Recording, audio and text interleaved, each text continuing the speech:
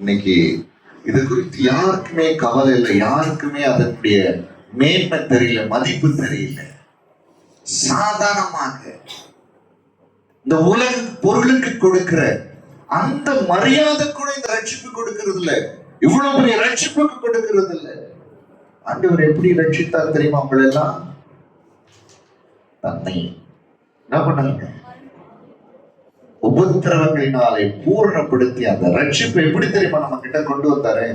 அற்புதங்களின் மூலமாக, அடையாளங்களின் மூலமாக, பலவிதமான பலத்த செய்கைகளின் மூலமாக, தம்முடைய சித்தத்தின் படி பகிர்ந்து கொடுத்த பரிசுத்தாவி வரங்களின் மூலமாக. எப்படி உங்களை ரட்சிப்பு எப்படி தெரியுமா? நீங்க அநேகரை கேட்டு பாருங்க, சொல்லுவாங்க, நான் வியாதி படுக்கையிலே மரணத்தோடு போராடி கொண்டிருந்தேன், ஆண்டவர் இயேசுவை நோக்கி கூப்பிட்டேன், கர்த்தரின் அருகில் வந்தார். நான் பாவ பிடியிலே தள்ளாடி சோர்ந்து போய் கிடந்து மரணத்துக்கு நேராக இருந்தேன், மரண வாசல் கிட்ட போயிருந்தேன். கொஞ்சம் விட்டா அந்த மரண வாசல் உள்ள போய் மரணம் அடைஞ்சிருப்பேன். கர்த்தர் என்னை சந்தித்தார்.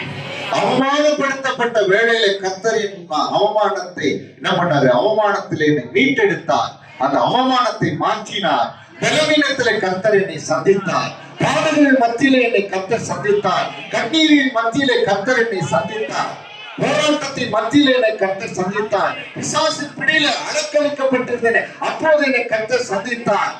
தற்கொலை செய்ய வேண்டும் என்ற எண்ணத்திலே தற்கொலைக்கு நேராக போய்கொண்டே கர்த்தர் அப்போது என்னை சந்தித்தார். இந்த உலகத்திலே வாழவே கூடாது என்று சொல்லி முடிவெடுத்து வாழ்க்கையை முடித்துக் கொள்ள வேண்டும் என்று இருந்த நேரத்தில் கர்த்தர் என்னை சந்தித்தார். இப்படி அற்புதங்களின் மூலமாய், அடையாளங்களின் மூலமாய் அந்த ரட்சிப்பை கர்த்தர் உங்களுக்கு வெளிப்படுத்தி காண்பித்திருந்தார். ஒவ்வொருத்தரும் குறித்து கேளுங்க, ஒவ்வொரு சாட்சியை சொல்லுவீங்க. இந்த நிலையில தான் கர்த்தர் என்னை சந்தித்து எனக்கு தம்முடைய ரட்சிப்பை வெளிப்படுத்தி காண்பித்தார். இன்னைக்கு இல்லைன்னா வியாதியிலே செத்து போயிருப்போமே, பிசாசினால செத்து போயிருப்போமே, தற்கொலையினால செத்து போயிருப்போமே, அவமானத்திலே மறைத்து போயிருப்போமே, கண்ணீரிலே முழுகி மறைத்து போயிருப்போமே, எல்லாம் இழந்து ஒன்றுமில்லாம இருந்தோமே. அப்படியே அந்த இழப்பின் மத்தியிலே நம்ம என்ன பண்ணிருப்போம்? மறைத்து போயிருப்போமே. புரியுதுங்களா? எத்தனை பேருக்கு புரியுது? எத்தனை பேருக்கு புரியுது?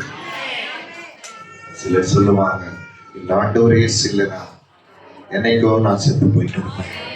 என் வியாதி அப்படிப்பட்ட கொடூரமான, இந்த ஆண்டவர் இயேசு என்னை சந்திக்காமல் இருந்திருந்தால், அவருடைய வாழ்க்கையில் இல்லாதிருந்தால், எப்பொழுதும் இந்த அவமானம் என்னை மறந்து கொண்டு போயிருக்கும். இந்த வியாதி என்னை என்ன பண்ணிருக்கோம்? கொன்று போட்டு இருக்கும். இந்த பாவம் என்னை கொன்று போட்டு இருக்கும். அவர் என்னை சந்தித்து அற்புதங்களின் மூலமாக, அடையாளங்களின் மூலமாக, பலவிதமான பலத்த செய்கைகளின் மூலமாக கர்த்தர் எனக்கு இந்த ரட்சிப்பை வெளிப்படுத்தினார். அல்லேலூயா.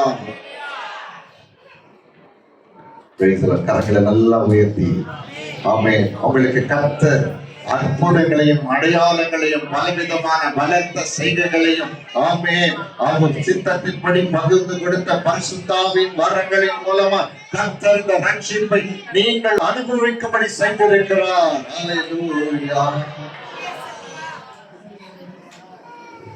நீங்க மட்டும் இல்லைன்னா எங்கோ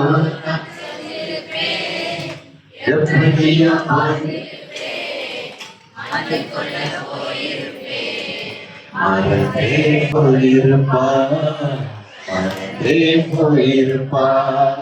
நீங்க மட்டும் இல்லைன்னா,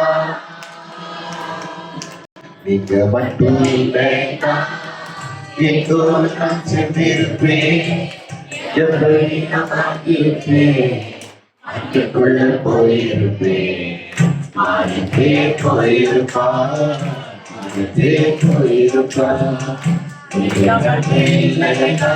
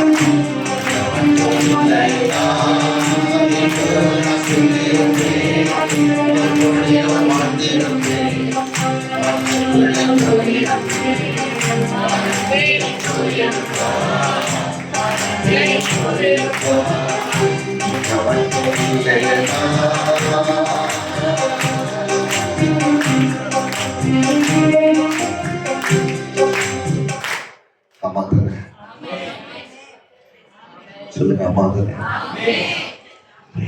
நொடி கூட நம்மளால வாழ்ந்திருக்க முடியும். நிமிஷம் கூட இந்த உலகத்துல வாழ்ந்திருக்கும். அவ்வளவு பெரிய ரட்சிப்பு ஆண்டவர் கொடுத்தது, அவ்வளவு பெரிய விடுதலை ஆண்டவர் கொடுத்தது, அவ்வளவு பெரிய மீட்பை கொடுத்தது ஆண்டவர். இன்னைக்கு பார்க்கல, நம்ம பிள்ளைகளை பார்க்கல, யார் கொடுத்தது? வாழ்க்கை யார் கொடுத்தது? சமாதானத்தை யார் கொடுத்தது? சுகத்தை யார் கொடுத்தது? ஆறுதலை யார் கொடுத்தது? அன்பை யார் கொடுத்தது? தைரியத்தை யார் கொடுத்தது? பலத்தை யார் கொடுத்தது? எல்லாம் அவருடைய ரட்சணை. சத்தமா சொல்லுங்க,